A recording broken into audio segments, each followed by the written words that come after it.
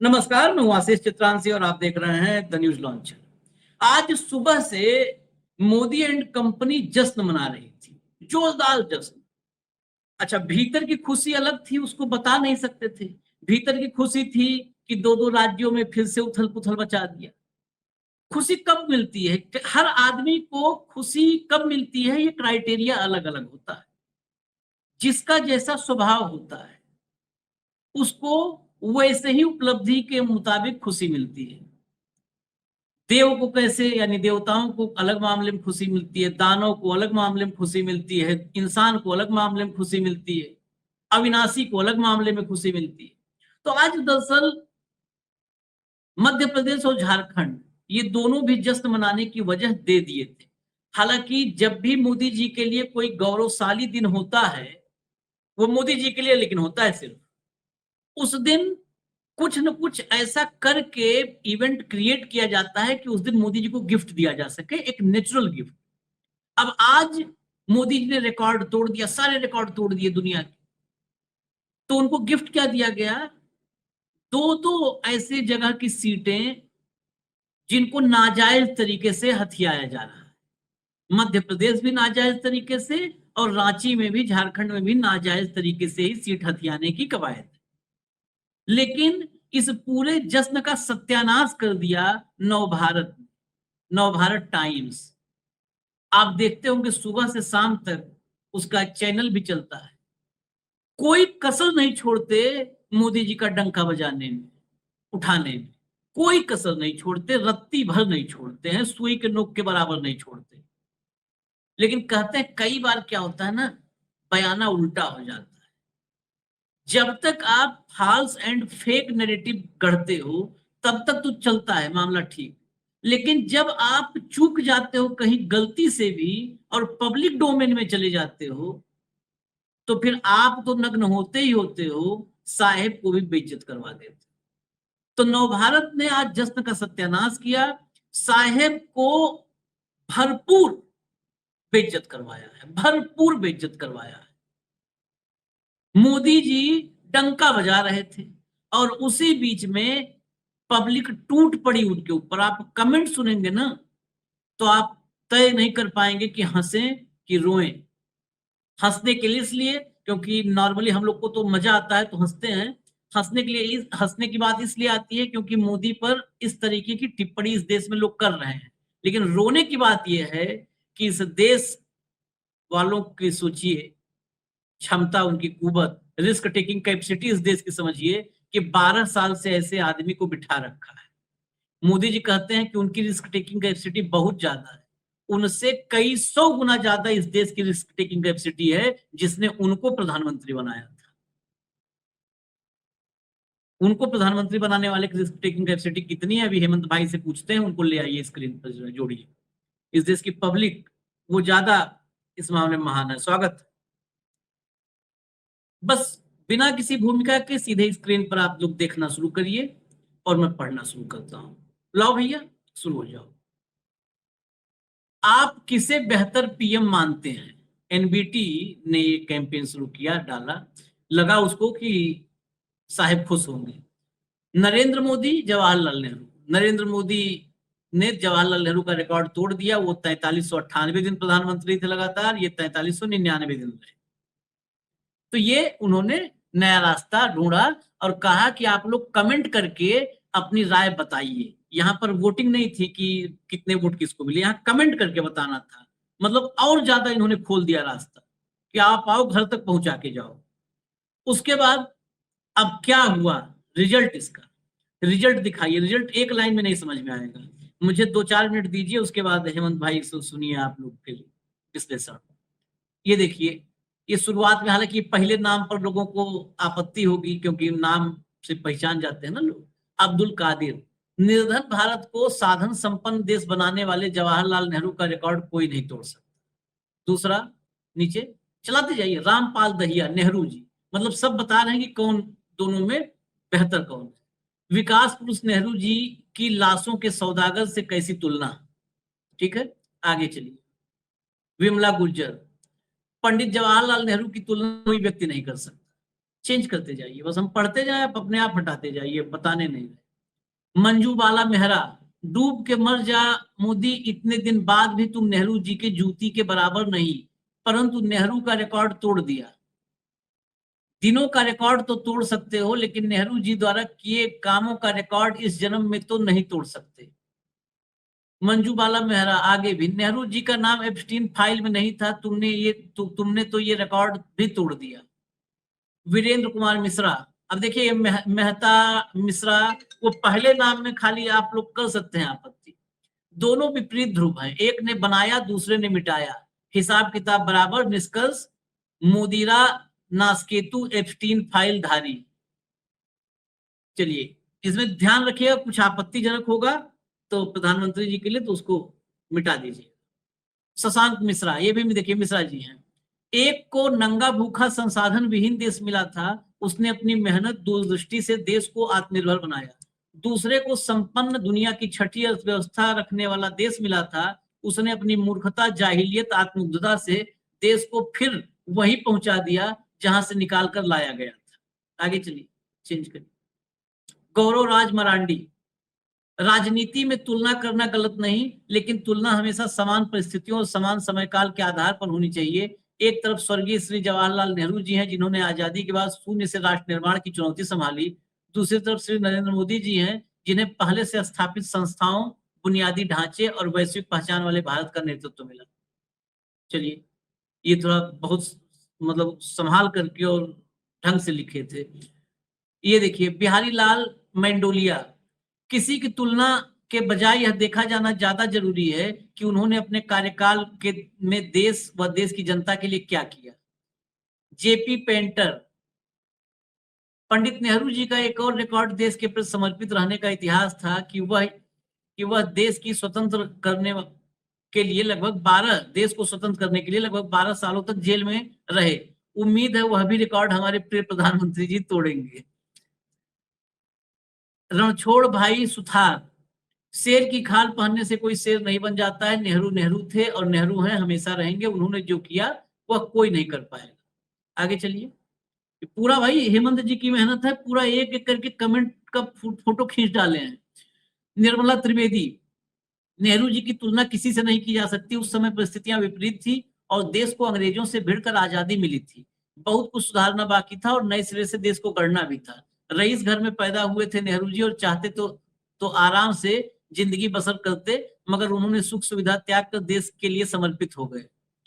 आजादी की लड़ाई में जेल में भी रहे, देश सदैव गांधी जी व नेहरू जी का ऋणी रहेगा। आगे चलिए, इन सबके नीचे आप इन पर देख लीजिएगा लाइक कितने हैं, 233 लाइक थे पिछले कमेंट पर।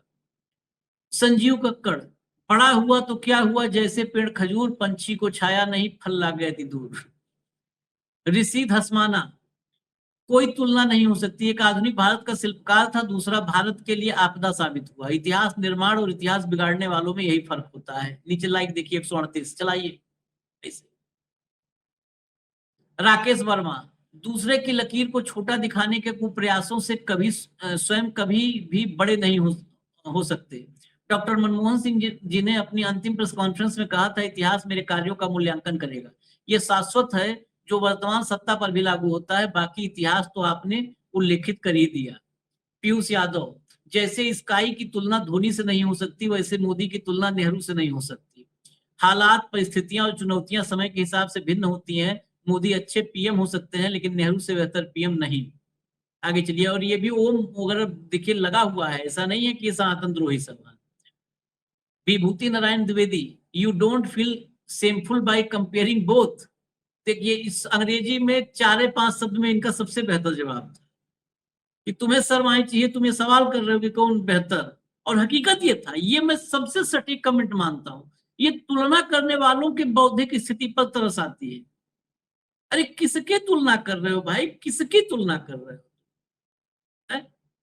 आप गंगा नदी की तुलना उससे कर रहे हो जो गंगा नदी में कानपुर में गिरते हैं और उनको बंद करने का प्रयास सालों से चल रहा है। अब बस आगे नहीं बोलूंगा, इतने जान लो, गंगा में कानपुर में क्या गिरते हैं जिनको रोकने का प्रयास किया जा रहा है सालों से, आप गंगा से उसकी तुलना कर रहे हो।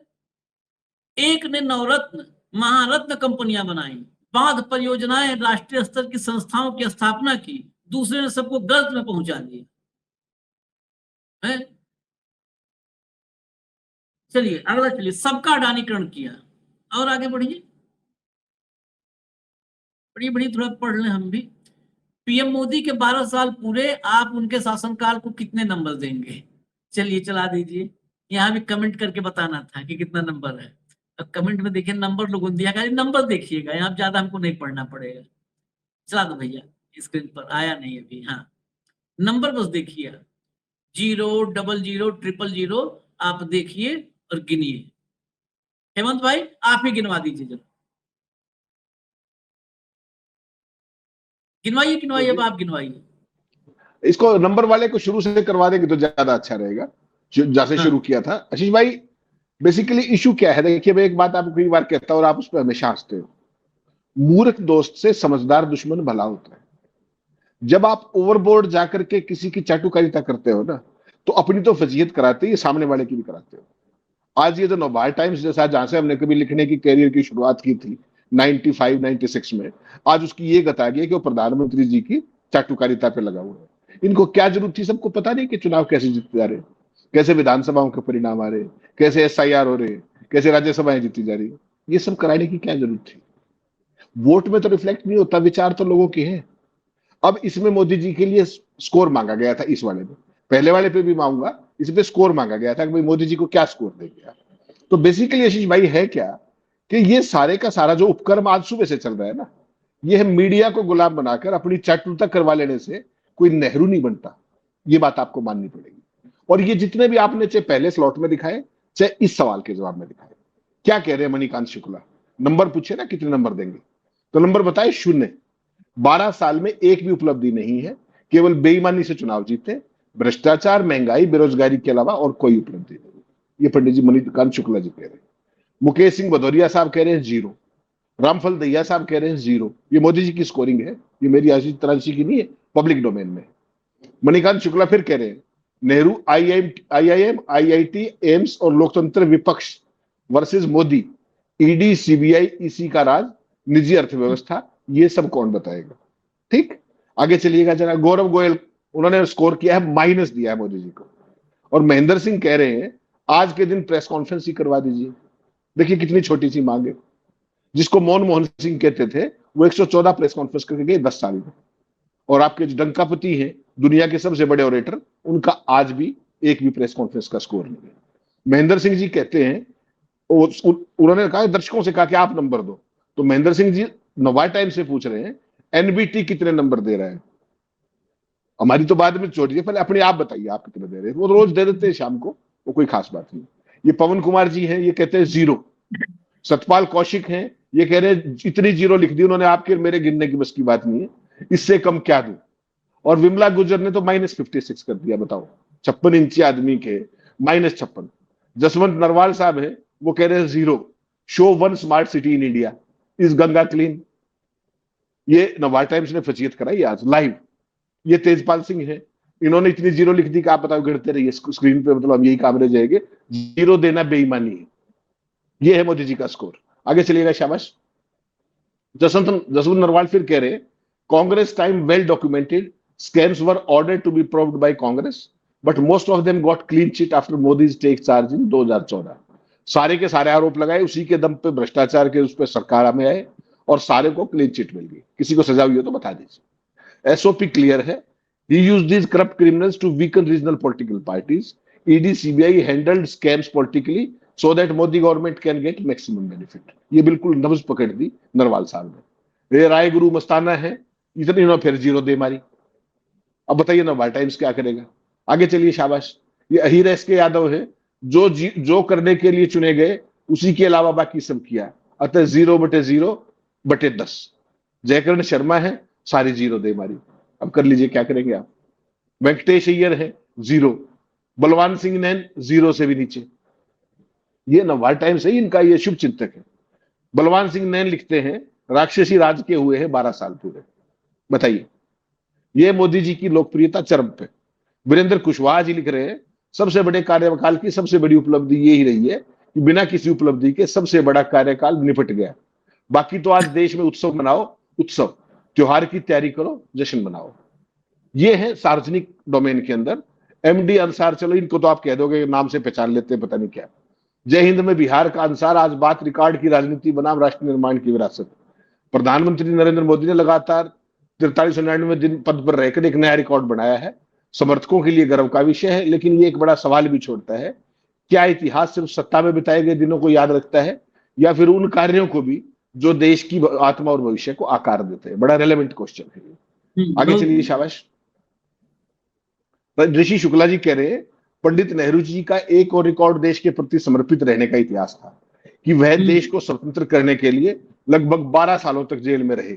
उम्मीद है वह रिकॉर्ड भी हमारे प्रिय प्रधानमंत्री जी तोड़ेंगे। ये नोवा टाइम्स ने करवाया सारे का सारा। ये कुलदीप सिंह है, शून्य की खोज और इसे एक स्वतंत्र अंक के रूप में स्थापित करने का श्रेय प्राचीन भारत को जाता है। ये मोदी जी की मार्किंग की है इन्होंने ये टिप्पणी के साथ। तो आशीष भाई, अब आप समझिए डंका, जिसको डंका कह करके इतने साल से लगा रहे हैं, लंका जो हम कहते थे, वो एक्सपोज कर दी कि नहीं कर दी? एक कमाल मेरी समझ में नहीं आता आशीष भाई। संपादक आप भी रहे हो, मैं भी रहा हूं, दुर्भाग्य से। आप उसको सौभाग्य तो नहीं कह सकते। जो इसका पहला फोटो था ना, एक बार वो दिखा सकते हैं आप, जहां से हमने ये शुरू किया था। हाँ, क्या लिख रहे हैं? पहला मतलब आप अपना सर पीट लीजिए। देखो मतलब भाई, ये देखिए, कार्य, इसमें नोट देखिएगा राइट साइड में, कार्यकाल की अवधि निर्वाचित पीएम के तौर पर, दोनों साइड में लिखा हुआ है कार्यकाल की अवधि निर्वाचित पीएम के तौर पर। हटा दीजिएगा इसको। आशीष भाई, एक चीज बताइए मुझे, इस देश में प्रधानमंत्री का चुनाव होता है या चयन होता है? इनकी अकल मारी गई है, ये संपादक संपादक जो भी है। इस देश में सांसदों का चुनाव होता है और उनका संसदीय दल प्रधानमंत्री का चयन करता है। ठीक, ऐसे ही नेहरू बने थे, ऐसे ही मोदी बने। जिस चीज अरे का द नहीं, वेरी 10 सेकंड रोकूंगा भाई, 10 सेकंड, सॉरी। मोदी तो ऐसे भी नहीं बने हैं। पहला प्रधानमंत्री है जिसने अपनी पार्टी का संसदीय दल की बैठक नहीं करवाई। आपने मुझे आने ही नहीं दिया वहां पे। मैं तो कुछ और कहने वाला था। रुकिए, समय दीजिए। नेहरू जी, आप अब समझिएगा गंभीरता के साथ, 1947 से और 1950 तक आपको पता है इस देश में कोई प्रधानमंत्री नहीं था? पता है आपको? भगत जो आज कह रहे हैं उसका मतलब यही है, कुछ और नहीं। हाँ, जो मूर्खता का अमृत काल चल रहा था वो आज अपने चरम पे चला गया है, पीक आज। भाई साहब, आपने बराबरी कर ली, आगे बढ़ गए सारे सवाल, क्योंकि आपको लॉजिक समझाने का तो कोई मतलब है नहीं। इस देश में लॉजिक तो खत्म कर दिया। इनसे ये पूछो कि 12 बड़ा होता है या 17 बड़ा होता है, कोई पूछ ले। नेहरू जी जब पहले प्रधानमंत्री बने थे पहली बार, उनको किसने चुना था? संविधान सभा ने, फ्रीडम फाइटर्स ने। तो क्या वो प्रधानमंत्री नहीं माने जाएंगे? और मोदी जी जो मौजूदा कार्यकाल है, भगत मुझे उस दिन का तारीख और समय बता दे और जगह बता दे जहां भारतीय जनता पार्टी के संसदीय दल की मीटिंग हुई हो और जिसमें मोदी जी का चयन प्रधानमंत्री के तौर पर किया गया है कहीं जिक्र? दूसरा, आप दिन गिन रहे हो नेहरू जी के साथ, मैं दूसरी बात कर रहा हूं आशीष भाई, कि अपनी उपलब्धियां गिन लीजिए ना एक बार, उपलब्धियां बता दीजिए। नेहरू जी को तो जिन परिस्थितियों में देश मिला था, 90% तो भाई साहब निरक्षर थे इस देश के अंदर, 90% निरक्षरता थी। ठीक, उस समय देश के बजट की क्या परिस्थिति थी, सांप्रदायिक सद्भाव की क्या परिस्थिति थी, देश टुकड़े टुकड़ों में होने की स्थिति में था। उस सब के बावजूद नेहरू ने क्या किया और आपने क्या किया? देश के अंदर भ्रम फैलाने के अलावा, देश के अंदर ये सारी चीजें गंदगी मचाने के अलावा कुछ भी और किया होता आप मुझे बता दीजिए। और ये सारे के सारे आज सुबह से लगे हुए, कोई कैबिनेट की मीटिंग में वो कर रहा है, कोई कुछ कह रहा है। आनंद मूवी थी एक राजेश खन्ना की, उसका एक डायलॉग है बड़ा प्रसिद्ध है, बाबू मोशाय, जिंदगी लंबी नहीं जिंदगी बड़ी होनी चाहिए। तो नेहरू की जिंदगी तो बहुत बड़ी थी, उसकी तो क्या ही तुलना करोगे आप। लेकिन तुम क्या हो, तुम्हारा नाम कहां कहां पर? नेहरू जी तो उस गरीब देश के राष्ट्राध्यक्ष होते हुए भी पूरे जो नॉन अलाइंड मूवमेंट था उसको पूरी दुनिया में लीड करते थे, पूरी दुनिया में लीड करते थे। और तुम क्या करते हो? ही खी खी खी, गले में हाथ, फोटो, वीडियो, एल्बम, या इसके अलावा कुछ? ये तुम्हारी विदेश नीति है। पूरी दुनिया में तुम्हारा कोई नाम लेवा हो तो वो बता दीजिए, एक फादरलैंड को छोड़कर। ये परिस्थिति सारी की सारी कर दी गई और वो कर रहे हैं। नेहरू को अंतर्राष्ट्रीय स्तर पर सम्मान मिलता था और मोदी जी, नमस्ते ट्रंप, नेतन्याहू, कहां क्या क्या कर रहे हैं। अमेरिका में अडानी का आपराधिक मामला, एप्स्टीन में सरकार की जो चीजें, क्या कहिएगा इसको? क्या ये वही बार था जो हमारे देश के जो स्वतंत्रता सेनानी थे उन्होंने इसको किया था? ये किस बात का डंका बजा रहे हैं? चाटुकार मीडिया ने हकीकत में इनको मुंह दिखाने लायक नहीं छोड़ा। नेहरू को क्या मिला था आशीष भाई? एक लूटा हुआ भारत था, खजाना खाली था, अनाज भंडार खाली थे, पीने के पानी के नाम पर कुछ नदियां और तालाब थे, चारों तरफ अकाल था, भूख से हर साल लाखों मौतें होती थी, अशिक्षा 90% थी, स्कूल नहीं थे, अस्पताल नहीं थे, कॉलेज नहीं थे, यूनिवर्सिटी नहीं थी, कोई अपना कारखाना नहीं था, कोई उद्योग नहीं था, कोई उत्पादन नहीं था, कोई निर्यात नहीं था, कोई ढंग के औद्योगिक शहर नहीं थे, सिंचाई के साधन नहीं थे, पैदावार बिल्कुल मामूली थी।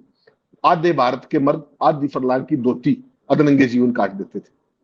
ये था नेहरू जी को जो मिला था। और उसके बाद वो जो दे के गए इस देश को, आईआईटी, अगर वो आप संस्थान गिनाने लगेंगे तो शाम हो जाएगी। आपने 2016 में 20 इंस्टीट्यूट ऑफ एक्सीलेंस बनाने की बात की थी, जिसमें पहला नाम अंबानी का लिखा था। उसकी कहीं कोई एक ईंट लगी हो 20 इंस्टीट्यूट की तो वो पूछना चाह रहे हैं। 100 स्मार्ट सिटी बनाना चाह रहे थे, एक का नाम हो गया तो वो बता दीजिए। किसानों की आय दुगनी करने चले थे, अगर किसी किसान की होगी है तो मुझे एक बार बता दीजिए। गंगा को जैसा आपने जिक्र किया प्रदूषण मुक्त करने चले थे, गंगा मैया ने बुलाया था, गंगा साफ होगी तो वो बता दीजिए। कुंभ भी हो गया, सारी बातें होगी, अब जरा बता दीजिए। आप कुछ भी हो सकते हैं, आप महान भी हो सकते हैं, आप असाधारण हो सकते हैं, आप नॉन बायोलॉजिकल हो सकते हैं, लेकिन वह नहीं हो सकते, आप नेहरू नहीं हो सकते। और इसी जो आपकी मानसिकता है, इसमें 1000 जन्म तक भी नहीं हो सकता। जो आपकी सोच है ना, जो आपकी विचारधारा है, आज के किसी भी नेता को पंडित जवाहरलाल नेहरू से अपनी तुलना करने से पहले 1000 बार सोचना चाहिए। क्या आप सेलिब्रेट कर रहे हो? आप निर्वाचित प्रधानमंत्री पंडित नेहरू 15 अगस्त 1947 को पहली बार भारत के प्रधानमंत्री बने। 16 वर्ष 286 दिन, यानी कि कुल 6130 दिन वो इस पद पर रहे। अब नेहरू से महान बनने के चक्कर में बीजेपी ने इसमें भी 4 साल घटा दिए, 4 साल घटा दिए। और मैंने एक स्क्रीनशॉट आपको लास्ट में भेजा था कंट्रोल रूम को, अगर वो दिखा सके, 4 साल घटा करके सेलिब्रेशन क्या हो रहा है वो भी दिखा दीजिए। ये है नेहरू जी, मैंने आपका रिकॉर्ड तोड़ दिया और वो दोनों का कद देख लीजिए। जो लास्ट में मैंने एक खबर का स्क्रीनशॉट भेजा था, जो अभी चल रही है इस समय, बिल्कुल लास्ट के अंदर, वो दिखाइएगा जरा कि 4 साल घटा करके किस तरीके से महानता बनने की कोशिश की जा रही है। नेहरू से भी महान बनने के चक्कर में उत्सव मना रहे हैं, मोदी ने नेहरू का रिकॉर्ड तोड़ दिया। सुबह से चल रहा है। तर्क है कि पहले चुनाव के बाद जितने भी पीएम रहे उनका रिकॉर्ड टूटा है। भाई साहब, नेहरू जी तो एज प्रधानमंत्री इस दुनिया को छोड़ करके गए, वो तो जब तक रहे वो निर्वाचित ही रहे, निर्वाचित ही रहे। वो मोदी जी भी उनकी उसी पारी जुगाड़ का में लगे हैं। आप ऐसी बातें कह के और उनके ईगो को मत ठेस पहुंचाइए। वो इसी जुगाड़ नहीं में नहीं तो मैं रहे हैं मोदी जी भी, नहीं नहीं मैं तो कि जाए नहीं है भाई, प्रधानमंत्री। मैं तो कम बुद्धि का आदमी हूं। मैं तो साधारण सवाल ये पूछ रहा हूँ कि 12 बड़ा होता है या 17? तो आज मुझे समझ में आया कि 12 बड़ा होता है। अब बताइए, सारी डिग्रियां फाड़ दूं क्या? मोदी जी की तो है नहीं, मैं दिखाऊं क्या आपको कि इनको फाड़ रहा हूं? ये देखिए, अब ये चल रहा है इस समय जब मैं और आप बात करें लाइव। 4399 दिन पूरे, नेहरू का रिकॉर्ड टूटा, केंद्रीय मंत्रियों ने सम्मान में खड़े होकर तालियां बजाई, बंगाल सीएम शुभेंदु ने खिलाई झालमुड़ी। क्या बात है, हो गया आयोजन। 13 मिनट पहले क्या हुआ? पीएम मोदी ने एनडीए नेताओं के साथ बैठक के बाद झालमुड़ी खाई। एनडीए नेताओं ने पीएम मोदी को बधाई दी। गजब है ना? इसको कहते हैं इवेंट। ना तथ्यों की चिंता, न इतिहास की चिंता, न कंट्रीब्यूशन की चिंता, न कद की चिंता, न विजन की चिंता, न वर्ल्ड की स्टैंडिंग की चिंता, कुछ भी नहीं। एक चिंता, डंके की। पूरे देश की लंका लगा रखी है भाई साहब। अमेरिका 24 नाविकों वाले उस भारतीय नाविकों के जहाज पर अटैक करता है। मोदी जी के मुंह से एक शब्द निकला, विदेश मंत्रालय का प्रवक्ता बोल रहा है, वो आपके निंदानाथ कहां चले गए जिसके पास रक्षा मंत्री का ठेका है? कहां गए? कल्पना कीजिएगा, नेहरू का रिकॉर्ड तोड़ रहे हो और कहां कहां तक जाते जाएंगे। नेहरू के समय में देश क्या था, आज कहां है। बीजेपी 1952 से पहले 47 से 52 के बीच में, इसका मतलब सरकार ही नहीं मानती, इस देश में कोई प्रधानमंत्री था ही नहीं। वो एक ऐतिहासिक परिस्थिति थी जब देश को आजादी मिली थी, देश ने अपना संविधान बनाया था। ये संघ में, ये भाजपा में इतनी भयानक कुंठा क्यों है कि हर कदम पर नेहरू को ही गाली देनी है और नेहरू से ही तुलना करनी है। ये भी तो कमाल देखिए ना, मैं आपको ही गालियां देता हूं और आपसे ही तुलना करता हूं, मतलब मेरे से बड़ा निर्लज आदमी होगा क्या? सोचिएगा एक बार, क्या कर रहे हैं ये लोग। तो दिन गिन रहे हैं भैया, इसी उपलब्धियां गिनवा दो। इसी तुलना का कोई पॉइंट पर मतलब मैं बचता है आना आशीष भाई? चाहता हूं। आप जिसकी आलोचना 12 साल से कर रहे हो उसी से तुलना कर रहे हो। अगर हम आपकी बात माने, मतलब नरेंद्र मोदी की, तो इस देश ने सबसे नाकारा प्रधानमंत्री नेहरू को के रूप में देखा, यही तो हम मान रहे हैं। तो आप वर्स्ट से तुलना कर रहे हो, आप अपनी तुलना खुद वर्स्ट से कर रहे हो। ये देश, अगर वाकई बताएं ये देश बौद्धिक हो जाता ना और सवाल पूछने लगता, तो नरेंद्र मोदी को मेकअप करने के लिए एक अगले दिन टाइम नहीं मिलता। जो श्रृंगार सुबह होता है ना, सुबह का श्रृंगार, उस सुबह का श्रृंगार का टाइम नहीं मिलता।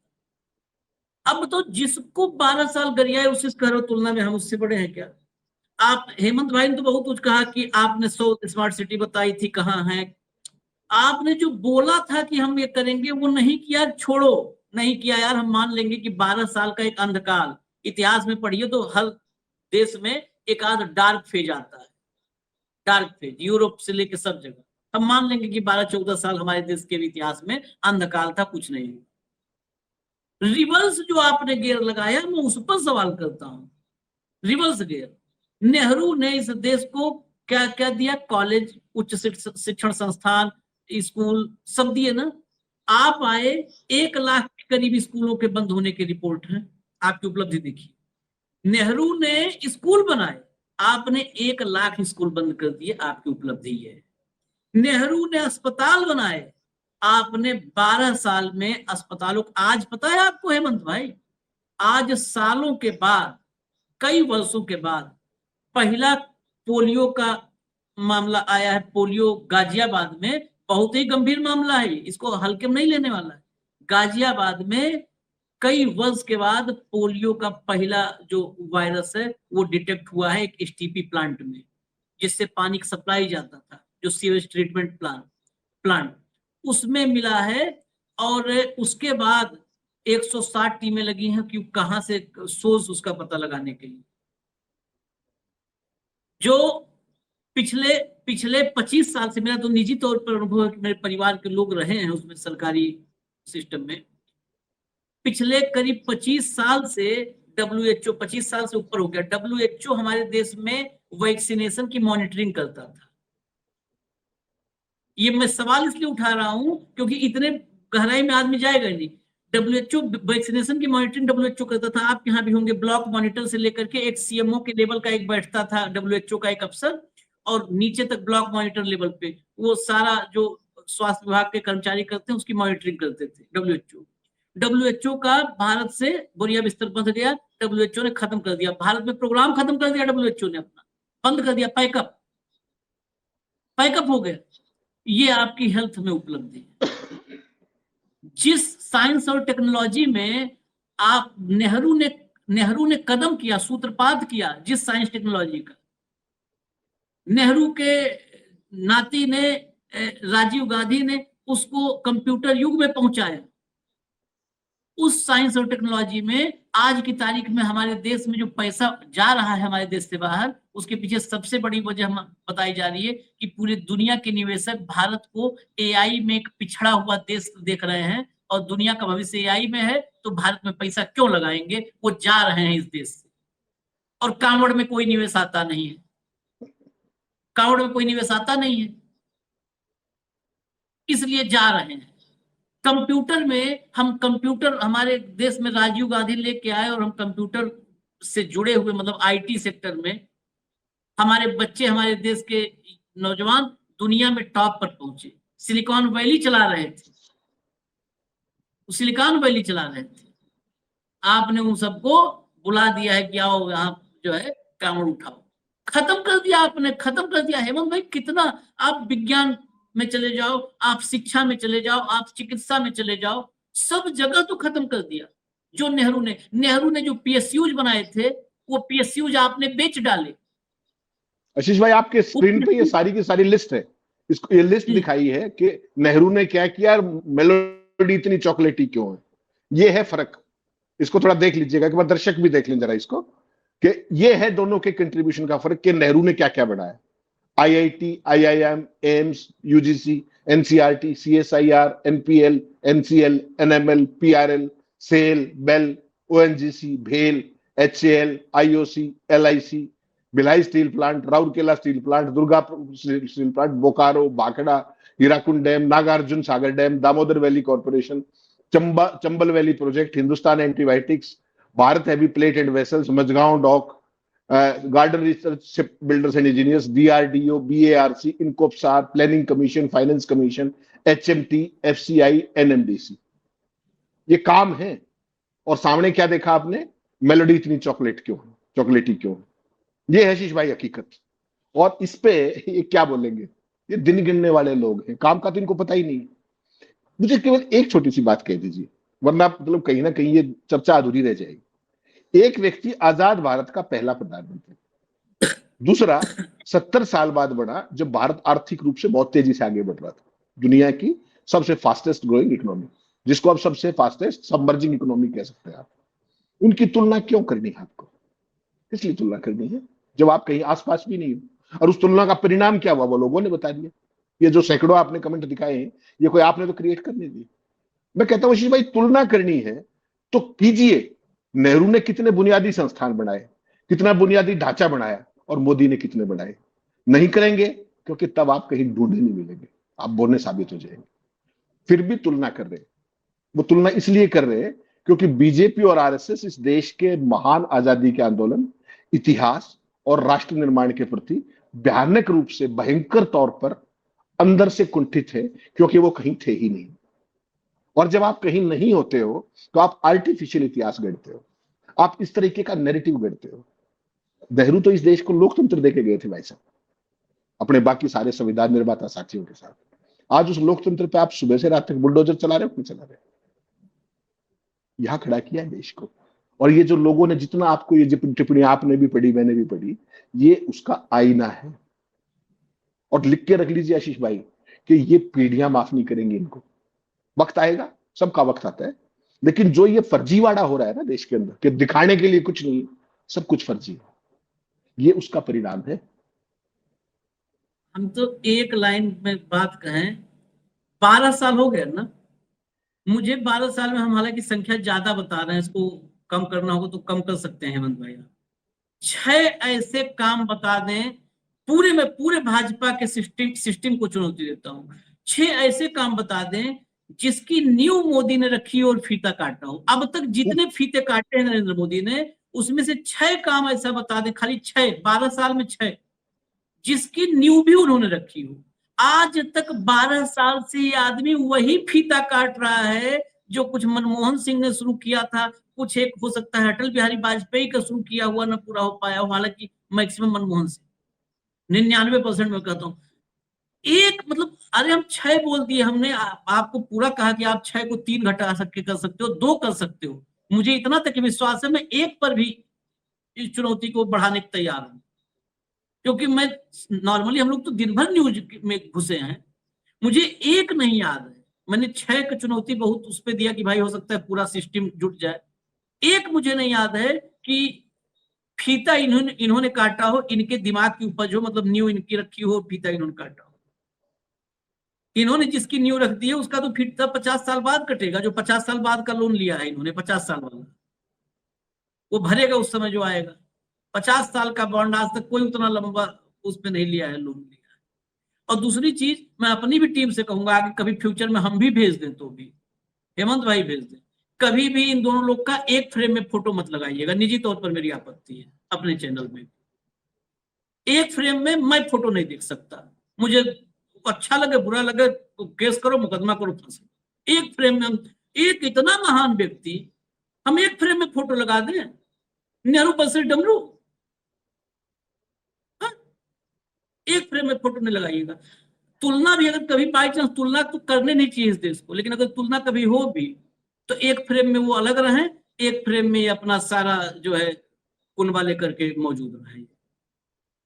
इनके फ्रेम में, उनके फ्रेम में फोटो छोटी मिलेगी, काम भरा मिलेगा। इनके फ्रेम में इनकी फोटो ही मिलेगा, काम लिखने के लिए कुछ है नहीं, कुछ नहीं। आज जो अचीवमेंट फोटो दिखाई है आपको पता है, आज जो अचीवमेंट दिखाई है जो पीआईबी ने जारी की और की, सबसे पहले अचीवमेंट पता है क्या है? 58 करोड़ जनधन खाते खुलवा दिए। इनको भले आदमियों से पूछो कि उनमें पैसे कितने हैं, वो सारे के सारे बैंकों को मेंटेन करने मुश्किल हो रहे हैं, लोगों पे जुर्माना हो रहा है जीरो बैलेंस का उसके हिसाब से। हम नहीं उसमें तो क्या लिख रहे हैं? कैसे खा गए लोगों का। वो जनधन खाते किसके हैं, मैं दूसरे लाइन पे जाऊंगा, उस पर हम लोग को कार्यक्रम करना है बहुत विशेष, उसमें हम दोनों अपनी चर्चा की जाएगी। 55.4 करोड़ के आसपास, 56 करोड़ के आसपास जनधन खातों का ये रिकॉर्ड दे रहे हैं जो भी। 14 करोड़ खाते निष्क्रिय है, 14 करोड़ खाते, यानी 25% निष्क्रिय खाते हैं। 25%, एक चौथाई खाते निष्क्रिय हैं। उन खातों में 14,000 करोड़ रुपए पड़े हुए, 14,000 करोड़। जनधन खाते किसके थे? जनधन खातों में 67% ग्रामीण इलाकों के खाते हैं, मतलब गरीब। अब वो आया तो जबरन भी खुलवाया गया था ना, जनधन खोलो जनधन खोलो, क्योंकि हर चीज में तो पूरे पूरे सिस्टम को लगा दिया जाता है। ब्लॉक के कर्मचारी, स्वास्थ्य विभाग के कर्मचारी, शिक्षा विभाग के कर्मचारी सब रहते हैं, जनधन खोलो, क्योंकि मोदी जी तक का डेटा बढ़ाना है कि इतने खुल गए इतने खुल गए। किसी घर में 500 था, लाओ 502 खाता खोल लो, 1000 था, लाओ 2 खाता खोल लो। वो आगे खाता ऑपरेट नहीं कर पाया। 14,000 करोड़ रुपया इस देश के सबसे गरीब आदमी का 14,000 करोड़ रुपया हजम करके सरकार के बैंक और मतलब बैंकिंग सिस्टम बैठा हुआ है। वो 14,000 करोड़ रुपया किसी घर में 1,500 होता तो दवाई पैरासीटामॉल और क्रोसिन के काम आता कभी। 14,000 करोड़ रुपया पी के बैठ गए, खा के बैठ गए, क्या बात करोगे? 2,68,000 करोड़ रुपए के आसपास पूरा जनधन खाते में है। अब मैं आता हूं, दूसरे लोग सब कहते हैं कि बैंकिंग सिस्टम को दिक्कत हो रही है उसको संभालने में, मैं उससे उल्टा चलता हूं। 2,68,000 करोड़ रुपए इस देश के बैंकिंग सिस्टम में उसका है, उस गरीब का है जिसके थैली में ये पैसा होना चाहिए था, जेब में, बैंक में नहीं होना चाहिए। ये 2,68,000 करोड़ रुपए उसका है। आप उसको बैंकिंग सिस्टम में ला करके उसका ब्याज, उसका भी मतलब इस देश के गरीब का भी अपने पैसा खींच करके बैंक में रख लिया। उसके घर में पैसा है कि नहीं है, उसका बैंक में पैसा अपने जनधन के नाम पे खिंचवा दिया। अब वो किसी का 5,000 पड़ा है, किसी का 3,000 पड़ा है, वो बैठा है कि खाता है भाई, खाते में छोड़ दो 3,000 रुपया, 3,000, 4,000, 2,000, 2,500 छोड़ के बैठा है। 56 करोड़ खातों में वो पैसा पहुंचता है 2.5 लाख करोड़ का, 2.5 लाख करोड़ का। अरे बहुत सारी चीजें हैं हेमंत भाई, अगर इन सब चीज पे जाया जाएगा, क्या किया है इस देश के साथ ना, ये गिद्ध बताएंगे। 30 सेकंड एक बार यही रोक दीजिए। ये मोदी जी का आज का पीआईबी की अचीवमेंट है 12 साल की। From reforms to results, 58 crore Jandhan जैसा आपने बता दिया, 44 करोड़ आयुष्मान कार्ड। आयुष्मान कार्ड की आपने हकीकत सुनी थी जब पीछे सीएजी का ऑडिट हुआ था कि हजारों अकाउंट्स के साथ एक ही नंबर जुड़ा हुआ है, हजारों अकाउंट्स के साथ मर चुके लोगों का इलाज किया जा रहा है, और जो वास्तव में जरूरतमंद है उनका इलाज नहीं हो रहा। उसके बाद वो सीएजी की रिपोर्ट गायब हो गई आयुष्मान को लेकर के। 102 करोड़ इंटरनेट कनेक्शन, इसमें मोदी जी का क्या है, कोई बताएगा? 1.4 लाख रजिस्टर्ड स्टार्टअप्स, क्या देश को मिला इसमें से कुछ बता देंगे? जो देश का सबसे बड़ा पावर हाउस था सॉफ्टवेयर, उसकी एआई के अंदर आप ना 3 में है ना 13 में, आप स्टार्टअप किसको गिनवा रहे हैं? एक बार बड़ी इंटरेस्टिंग चीज आशीष भैया देखिएगा, मोबाइल मैन्युफैक्चरिंग 6 करोड़ से 33 प्लस करोड़ यूनिट्स। अरे भले आदमी, उसको मैन्युफैक्चरिंग नहीं कहते, उसको असेंबलिंग कहते, जो भारत में हो रही है। मोबाइल की मैन्युफैक्चरिंग एप्पल करवाता है आउटसोर्सिंग से, सैमसंग करवाता है, हमारे यहाँ केवल असेंबलिंग होती है। डिफेंस एक्सपोर्ट 700 करोड़ का वो था, 38,400 करोड़, 424 करोड़। जरा ये भी बता दीजिए इंपोर्ट कितना बड़ा है, ये भी बता दीजिए, तब पता लगेगा आपको आत्मनिर्भरता का। डिफेंस के अंदर 38,424 करोड़ क्या होता है? इट्स ए पीनट, इसमें कुछ भी नहीं होता है। थोड़ा ऊपर चलिएगा एक बार वापस। ये आज की अचीवमेंट बता रहा हूं जो मोदी जी की पीआईबी ने जारी की है। 74 से 164 एयरपोर्ट, कितने इनमें से 164 एयरपोर्ट पर कितनों रेगुलर फ्लाइट बता सकते हैं आप मुझे? उड़ान स्कीम के तहत एयरपोर्ट बना डाले, सारे खाली पड़े, वहां कोई फ्लाइट नहीं जाती, कुत्ते घूम अरे रहे हम हैं लोग उनमें। गिना चुके हैं हेमंत भाई, हाँ, गिना नहीं, ये चुके इनकी हैं। अचीवमेंट है, मैं तो इनकी अचीवमेंट बता रहा हूं भाई।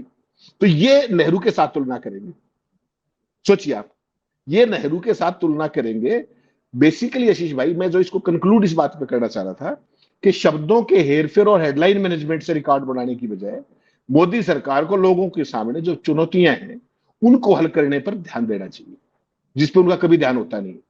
चालाकी भरे फुटनोट या पॉलिटिकल मार्केटिंग से इतिहास को आप इस शर्मनिरपेक्षता के साथ नहीं लिख सकते। ये दुनिया का सबसे बड़ा ऑडिटर है जो आपके सबसे राइट में खड़े हैं, और प्रेस कॉन्फ्रेंस है 0। दुनिया का सबसे बड़ा ऑडिटर, और ये बाकी सारे के सारे प्रधानमंत्रियों का वो। ये है इस देश का लोकतंत्र, ये इस देश की ट्रांसपेरेंसी, ये इस देश की अकाउंटेबिलिटी, ये सारी परिस्थितियां। क्या marketing, best auditor of the world, एक लाइन नहीं बोल पाते, और ये प्रेस कॉन्फ्रेंस का रिकॉर्ड आपको बता रहा है। और जिसको मनमोहन सिंह कहते थे आप, ये कहते थे 114 प्रेस कॉन्फ्रेंस में, देश के अंदर, देश के बाहर, वाशिंगटन डीसी के प्रेस क्लब के अंदर। और ये तुलना किससे करें? ये नेहरू से तुलना करें। हम लोग फिर दर्शक बहुत करी आते हैं, कार्यक्रम लंबा हो जाता है, रोजगारी सुनता हूँ, लेकिन क्या करें, हम भी जो है आदी हो गए हैं। इस देश में ये दौर ही टेलीप्रॉम्प्टर वालों का है। नाम हटा दो तो इस देश के एंकर अपने नाम में मोदी लगा लेती हैं, बाद में मानहानि बताती है। सब मानहानि, अरे इज्जत पहले कमाओ तब न मानहानि हो। अपने नाम, जैसे नहीं, जैसे उद्धव वैसे माधव, वैसे ही सब हैं, ये पूरी कंपनी में वैसे ही है सब।